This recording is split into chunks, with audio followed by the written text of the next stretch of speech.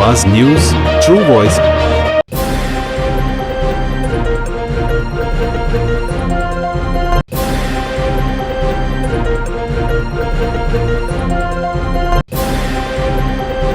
నమస్కారం, ఆవాజ్ న్యూస్ కి స్వాగతం. కామారెడ్డి సిరిసిల్ల రోడ్లో 2 ఏళ్ల బాలు కిడ్నాప్. 3 గంటల్లో కిడ్నాప్ కేసు ఛేదించిన కామారెడ్డి పోలీసులు.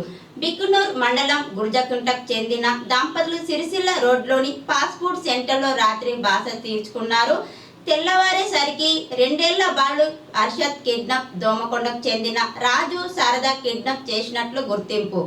కిడ్నాపర్లు అరెస్ట్ చేసి బాబుని తల్లిదండ్రులకు అప్పగింత.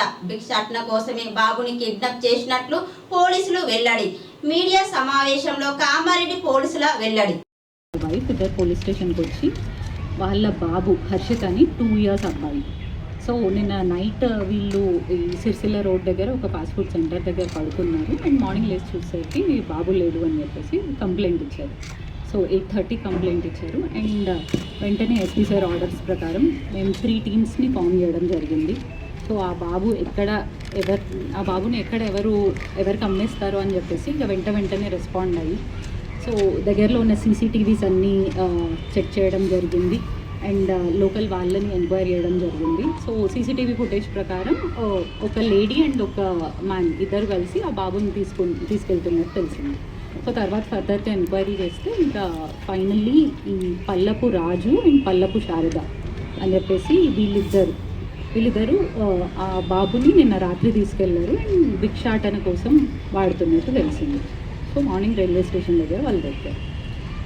సో వితిన్ 3 hours పోలీసులు రెస్పాండ్ అయ్యి వెంటనే బాబుని పట్టుకోవడం జరిగింది.